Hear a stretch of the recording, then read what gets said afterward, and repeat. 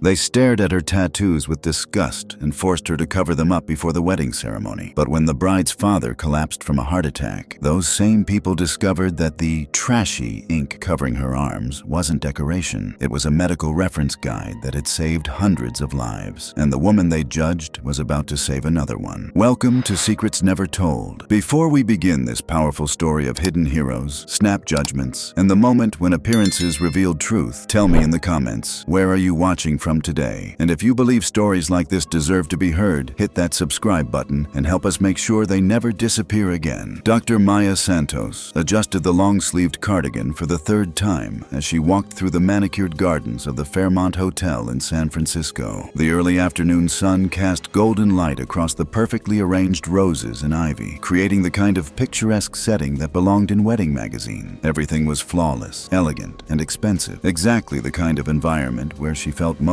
out of place. The cardigan was suffocating in the California heat, but it served its purpose, hiding the intricate tattoos that covered both her arms from wrist to shoulder. Medical diagrams, anatomical charts, drug interaction references, emergency protocols, all inked with precision and artistry that had taken 5 years and countless hours to complete. To Maya, they were tools of her trade, as essential as any stethoscope. To others, they were just tattoos. Maya, a familiar voice called from across the garden. She turned to see her cousin Elena hurrying toward her, wedding dress trailing behind her like something from a fairy tale. Elena looked radiant, though Maya could see the stress lines around her eyes that spoke of months of wedding planning pressure. "You made it," Elena said, embracing her carefully to avoid wrinkles. "I wasn't sure you'd be able to get away from the hospital. Wouldn't miss it for anything," Maya replied, meaning it. Elena was one of the few family members who had always accepted her unconditionally, tattoos and all. "You look incredible," Elena beamed, then her expression shifted slightly.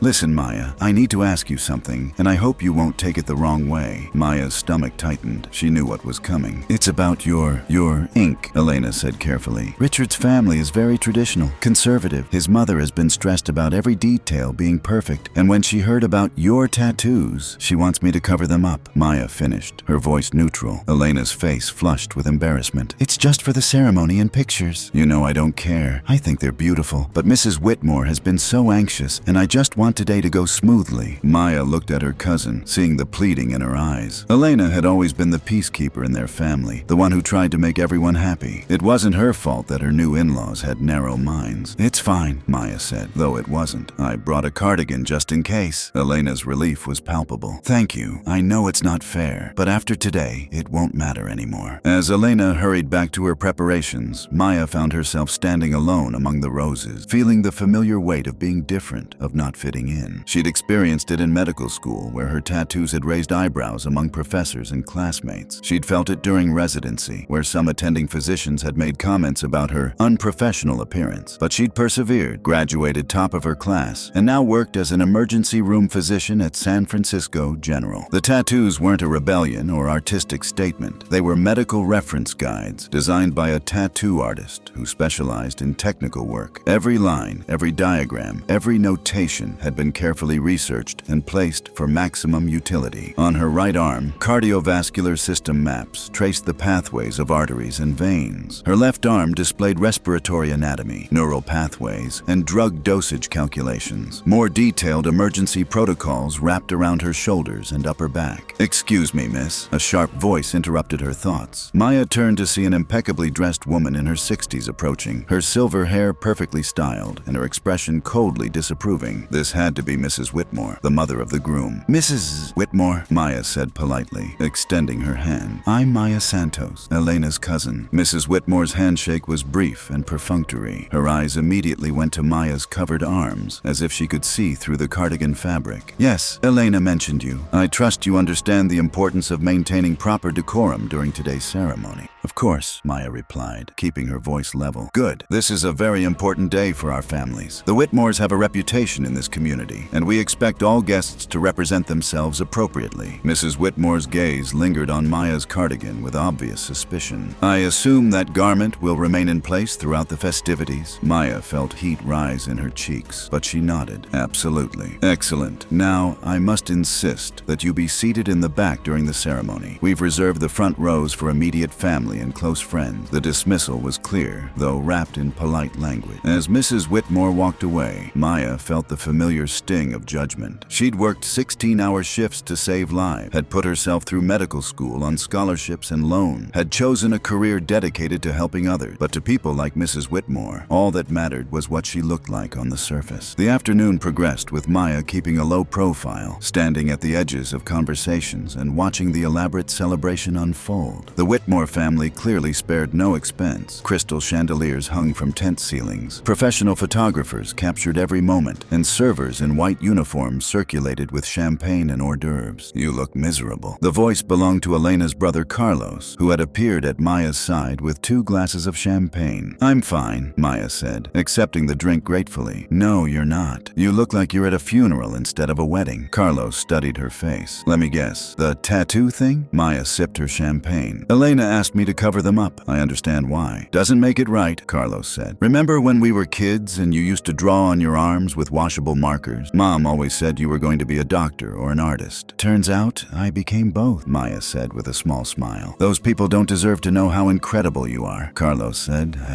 gesturing toward the Whitmore family cluster. "They're lost." As the ceremony began, Maya took her assigned seat in the back row, surrounded by distant relatives and family friends she barely knew. From there, she watched Elena walk down the aisle, looking radiant, her face glowing with happiness as she approached Richard at the altar. The officiant, an elderly minister with a warm smile, began the traditional ceremony. "Dearly beloved, we are gathered here today to celebrate the union of Elena Maria Santos and Richard James Whitmore." Maya found herself relaxing slightly as the ceremony proceeded. Elena and Richard clearly loved each other, and their joy was infectious. Maybe the day would pass without further incident. "If anyone has reason these two should not be joined in marriage, speak now or forever hold your peace," the minister intoned. The traditional silence followed, broken only by the distant sound of traffic and the whisper of wind through the garden trees. Then Richard's father, Mr. Whitmore, began to cough. At first it seemed like nothing. Perhaps he was clearing his throat or had swallowed wrong. But the coughing intensified, becoming harsh and strained. Maya watched as the distinguished 68-year-old man clutched his chest, his face turning an alarming shade of red. "Charles!" Mrs. Whitmore's voice carried a note of concern as she reached toward her husband. Mr. Whitmore tried to wave her off, clearly embarrassed by the attention, but his coughing fit continued. Then, suddenly, he wasn't coughing anymore. His eyes widened with what Maya immediately recognized as panic. His hand pressed firmly against his chest. "I can't," he gasped, his voice barely audible. "I can't breathe." Maya was moving before her conscious mind had fully processed what was happening. Years of emergency room training had taught her to recognize the signs. The chest pain, the shortness of breath, the look of impending doom that crossed patients' faces when something was seriously wrong. "Excuse me, pardon me," she said, pushing through the rows of guests toward the front of the ceremony. Behind her, she could hear whispers and confused murmurs as people tried to understand what was happening. "Sir, I'm a doctor," Maya announced as she reached Mr. Whitmore, who was now leaning heavily on his wife. His color had gone from red to an ashen gray, and sweat beaded on his forehead despite the mild temperature. Mrs. Whitmore looked up at Maya with confusion and irritation. "What are you doing?" "This is a private matter. Your husband is having a cardiac event," Maya said firmly, kneeling beside Mr. Whitmore as he slumped into his chair. "How long have you been experiencing chest pain, sir?" Started this morning," he managed between labored breaths. "Thought it was nerves about the wedding." Maya pressed her fingers to his wrist, checking his pulse. Rapid and irregular, not good. His skin was clammy, and she could see the telltale signs of distress that every emergency physician learned to recognize. "Someone call 911, Maya commanded, her voice carrying the authority that came from years of making life or death decisions. "Now, wait just a minute," Mrs. Whitmore protested. "You can't just take over like this. We have a wedding to finish." Maya looked up at the older woman with a mixture of disbelief and barely controlled anger. "Mrs. Whitmore, your husband is having a heart attack. If we don't act immediately, he could die." The word die seemed to cut through the confusion and social niceties. Elena had rushed over, her wedding dress trailing behind her, and Richard was right behind her. "Maya, what's happening?" Elena asked, her voice tight with worry. "Myocardial infarction," Maya replied, her hands already moving to check Mr. Whitmore's vital signs. "We need aspirin, and we need it now. Does anyone have aspirin?" The guests looked around helplessly. A heart attack at a wedding wasn't something anyone had planned for. "In my purse," called an elderly aunt from several rows back. "I have some baby aspirin." "Get it," Maya ordered, then turned back to Mr. Whitmore. Sir, I need you to try to stay calm. Can you tell me on a scale of 1 to 10 how bad the chest pain is? 8, he whispered. Maybe 9. Maya's mind was already running through protocols. The symptom, the timing, the patient's age and apparent physical condition. Everything pointed to a significant cardiac event. She needed medications, equipment, and a way to monitor his heart rhythm. Most importantly, she needed reference information for drug dosages and contraindications. Without thinking, she pushed up the sleeves of her cardigan. The reaction was immediate. Gasps rose from the assembled guests as they saw the intricate tattoos covering Maya's arms. But Maya wasn't thinking about their reactions. She was focused on the detailed anatomical diagrams now visible on her skin. Mrs. Whitmore, Maya said, her finger tracing a diagram on her forearm that showed cardiac medication protocols. Does your husband take any blood thinners? Any heart medications? Mrs. Whitmore stared at Maya's tattoos in shock, momentarily speechless. Mrs. Whitmore! Maya's voice cut through the woman's surprise. This is important. What medications does he take? Blood pressure medicine, Mrs. Whitmore stammered. Lisinopril, I think, and something for cholesterol. Maya nodded, consulting another section of her arm where drug interaction charts were tattooed in precise detail. The aspirin would be safe with those medications. The elderly aunt returned with the aspirin and Maya quickly administered it, having Mr. Whitmore chew the tablets for faster absorption. As she worked, she could hear the whispers around her growing louder. Are those medical charts? Look at her arms. Those aren't regular tattoos. Is that a diagram of the heart? Maya ignored the comments, focused entirely on her patient. She positioned Mr. Whitmore to optimize his breathing and blood flow, using techniques that were literally illustrated on the skin of her upper arm. The ambulance is coming, someone called from the back. Good, Maya replied, checking her patient's pulse again. Still irregular, but perhaps slightly stronger. Mr. Whitmore, how's the pain now? Better, he said, though his voice was still strained. The tightness is less. Maya looked at the tattoo on her wrist that displayed timing protocols for cardiac events. They were still in the critical window, but the aspirin was helping, and his condition seemed to be stabilizing. What are those markings on your arms? Mrs. Whitmore asked, her earlier hostility replaced by confused curiosity. Medical reference guides, Maya replied simply, consulting a diagram that showed proper positioning for cardiac patients. Anatomical charts, drug protocols, emergency procedures. A young man Maya didn't recognize leaned closer, studying the intricate details covering her forearms. These are incredible. Look, that's a complete cardiovascular system map. And those numbers, are those dosage calculations? They are, Maya confirmed, adjusting Mr. Whitmore's position slightly. Everything I need for emergency medical care, available at a glance. Elena knelt beside Maya, staring at her cousin's arms with amazement. Maya, I never realized. I knew they were medical related, but this is practical, Maya finished. When you're working in an emergency room and need information fast, you can't always stop to look things up. This way, the reference guides are always with me. The sound of sirens grew closer, and Maya felt a sense of relief. Mr. Whitmore's condition was stable for now, but he needed advanced cardiac care as soon as possible. Dr. Santos? A paramedic approached, equipment in hand. Maya looked up to see 2 EMTs heading toward them with a stretcher and medical bag. Yes, that's me, Maya replied, standing to brief them on the situation. 68-year-old male, acute myocardial infarction, onset approximately 15 minutes ago. Patient received 325 milligrams aspirin. Vitals are stabilizing. He's on lisinopril for hypertension. The lead paramedic nodded, immediately beginning his own assessment. Good work, Doc. We'll take it from here. As the paramedics took over Mr. Whitmore's care, Maya stepped back, suddenly aware that every eye at the wedding was focused on her. Her sleeves were still pushed up, her tattoos on full display, and the whispered conversations were growing louder. I don't understand, said one of the Whitmore relatives, a middle-aged woman in an expensive dress. Those are tattoos, but they're medical? They're reference guides, Elena explained, pride evident in her voice. Maya designed them specifically for her work as an emergency room doctor. Mrs. Whitmore approached Maya slowly, her expression completely transformed from the cold disapproval she'd shown earlier. You're a doctor? Emergency medicine physician at San Francisco General, Maya replied, pulling her sleeves back down as the paramedics loaded her patient onto the stretcher. And those markings on your arms, they helped you treat Charles? Maya nodded. They contain anatomical diagram, drug interaction charts, dosage calculation, emergency protocol, everything I might need in a crisis situation. Mrs. Whitmore looked from Maya to her husband, who is now receiving oxygen and looking considerably better than he had minutes before. You saved his life. The paramedics in hospital will save his life, Maya corrected. I just stabilized him until until they arrived. As the ambulance pulled away, taking Mr. Whitmore to the nearest cardiac care unit, the wedding guests slowly began to process what had just happened. The ceremony had been interrupted by a medical emergency, and the woman they'd been judging for her tattoos had just saved the father of the groom. Richard approached Maya, his face pale with worry, but his eyes filled with gratitude. "Dr. Santos, I don't know how to thank you. If you hadn't been here, your father's going to be fine," Maya assured him. "He got treatment quickly, which makes all the difference." Elena appeared at Maya's side, still in her wedding dress, but no longer concerned about wrinkles or photos. "Maya, I'm so sorry. About asking you to cover up, about the seating, about everything." "Elena, it's your wedding day," Maya said gently. "Don't worry about any of that." But Elena was already shaking her head. "No, it's not okay. We treated you like you were something to be ashamed of, when really you're—" She gestured helplessly, trying to find the words. "She's a hero," said a voice from behind them. They turned to see an elderly man in an expensive suit approaching. "Dr. Santos, I'm Judge Harrison, Charles's brother. I witnessed what you just did, and I have to say, it was extraordinary." Maya felt uncomfortable with the praise. "I was just doing what any physician would do." "No," Judge Harrison said firmly. "You were doing what a skilled emergency physician with instant access to critical medical information could do. Those markings on your arm. May I see them again?" Maya hesitated, then pushed up her sleeves once more. The reaction from the gathered guests was different this time. Instead of shock or disgust, she saw fascination and respect. Judge Harrison studied the intricate details covering Maya's forearms. "This is remarkable. A complete medical reference library, essentially tattooed onto your body. How long did this take to design and execute?" 5 years, Maya replied. "I worked with a medical illustrator and a tattoo artist who specializes in technical work. Every diagram was researched and verified for accuracy." "And it helped you treat Charles?" Maya nodded, pointing to specific sections of her arm. "Drug interaction charts here, cardiac protocols here, anatomical references throughout. When someone's having a heart attack, you don't have time to look things up in textbooks." A young woman Maya didn't recognize stepped forward. "I'm a nursing student at UCSF. Could you explain what some of these diagrams show?" Maya found herself surrounded by guests eager to understand the medical artwork covering her arm. She explained the cardiovascular system maps, the respiratory anatomy, the neural pathway diagrams, and the emergency protocol charts. What had been seen as unseemly decoration an hour earlier was now recognized as sophisticated medical reference material. "This is genius," breathed a man who introduced himself as Dr. Peterson, a family friend who practiced cardiology. "Having instant access to this level of detail, it's like having a medical library literally at your fingertips." Mrs. Whitmore had been listening quietly to the conversations around her. Finally, she approached Maya directly. "Dr. Santos, I owe you an apology, a significant one." Maya looked at the older woman, seeing genuine remorse in her eyes. "Mrs. Whitmore, you don't need to—" "Yes, I do," Mrs. Whitmore interrupted. "I judged you based on your appearance. I made assumptions about your character, your values, your worth as a person. And then, when my husband needed help, you saved his life using the very things I found objectionable." She paused, looking at Maya's tattooed arms with new understanding. "I realize now that what I saw as inappropriate was actually a testament to your dedication to your profession. You've permanently marked your body with the tools of healing. That's not rebellion. That's commitment." Maya felt a tightness in her throat. "Thank you for saying that. No, thank you for being here today. And thank you for being exactly who you are, regardless of what narrow-minded people like me might think." Elena, who had been watching this exchange with tears in her eyes, stepped forward. "Maya, would you be willing to be in our wedding photos? I mean, really in them, not hidden in the back. I want everyone to see that my cousin is someone who saves lives." Maya smiled, feeling a weight lift from her shoulders. "I'd be honored." As the photographer reorganized the family photos to include Maya prominently, she reflected on the day's events. She'd arrived feeling like an outsider, someone whose appearance needed to be hidden to avoid embarrassing the family. But a medical emergency had revealed the truth, that her tattoos weren't a mark of rebellion or poor judgment, but a tool of her trade and a testament to her commitment to helping others. The photos that day captured something special, a family that had learned to see beyond surface appearances to the substance beneath. Maya stood proudly beside Elena and Richard, her medical tattoos visible and celebrated rather than hidden and shameful. Later, at the reception, Judge Harrison approached Maya again. "Dr. Santos, I have a proposition for you. I'm on the board of the California Emergency Medical Services Authority. We're always looking for innovative approaches to emergency care training. Would you be interested in consulting with us on developing new reference materials for first responders?" Maya raised an eyebrow. "Are you suggesting they get tattoos?" Judge Harrison laughed. "Not necessarily. But your approach to having critical information immediately accessible, that concept could revolutionize how we train emergency personnel. Portable reference guides, wearable technology, instant access protocols. You've demonstrated something we hadn't considered. As the evening wound down, Maya found herself surrounded by people eager to learn more about her work, her tattoos, and her innovative approach to emergency medicine. Medical students asked about her residency experiences. Other physicians inquired about her tattoo artist and the process of designing medical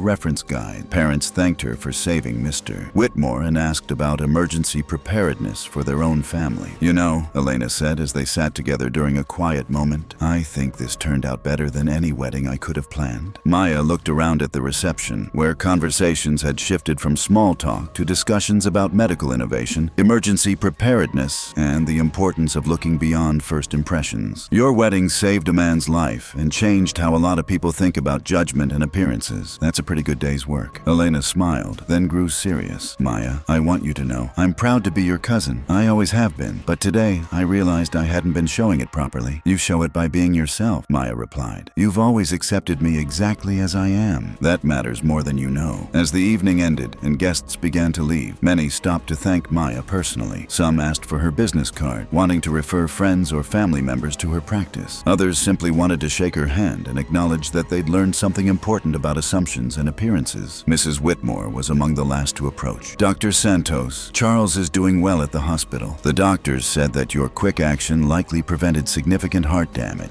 "I'm so glad to hear that," Maya replied sincerely. "I have a confession," Mrs. Whitmore continued. "When I first saw your tattoos, I thought they represented everything I found wrong with younger generations. Lack of respect, poor decision-making, inability to consider consequences." She shook her head. "I couldn't have been more wrong. It's a natural reaction," Maya said gently. "We all make snap judgments based on appearance, perhaps. But today I learned that those markings on your arms represent the opposite of everything I accused them of. They show respect for your profession, for your patients, for the knowledge required to save lives. They show excellent decision-making, creating tools that make you better at your job. And they show deep consideration of consequences, the consequence of being prepared when someone needs help." Mrs. Whitmore paused, looking directly at Maya. "I hope you'll forgive a foolish old woman who forgot that wisdom comes in many forms." Maya smiled, feeling genuine warmth toward this woman who had shown the courage to admit her mistakes. "There's nothing to forgive, Mrs. Whitmore. Today was a learning experience for all of us." As Maya finally prepared to leave, Elena walked her to the car. "So what's next? Back to the emergency room?" "Actually, I have the next few days off," Maya replied. "I'm thinking about working on some new designs, maybe respiratory emergency protocols for my shoulder blade." Elena laughed. "Only you would spend your vacation planning new medical tattoos." "They're not just tattoos," Maya said, echoing the lesson of the day. "They're tools, and you never know when you might need them." As she drove home through the San Francisco night, Maya reflected on the transformation that had occurred. She'd started the day feeling ashamed of her appearance, pressured to hide the very things that made her unique and effective as a physician. But a medical emergency had revealed the truth, that her tattoos weren't marks of rebellion or poor judgment, but innovations that could save lives. More importantly, she'd learned that education could overcome prejudice, that understanding could replace judgment, and that sometimes the things that make us different are exactly the things that make us valuable. Her phone buzzed with a text from Elena. The hospital called. "Mr. Whitmore is stable and expected to make a full recovery. The cardiologist wants to meet the physician who provided such excellent pre-hospital care." "You're famous," Maya smiled, pulling into her driveway. Tomorrow she would return to her work at the emergency room, where her tattooed arms would continue to serve as both tools of healing and reminders that expertise comes in many forms. And maybe, just maybe, she'd inspire other medical professionals to think creatively about how to be better prepared for the moments when lives hung in the balance. After all, you never knew when someone would need saving. But when that moment came, Maya Santos would be ready, with knowledge, skill, and everything she needed literally at her fingertips. The woman they'd tried to hide had become the hero they'd never forget, and her tattoos, once seen as marks of shame, were now recognized as badges of honor, symbols of a commitment to healing that ran deeper than skin.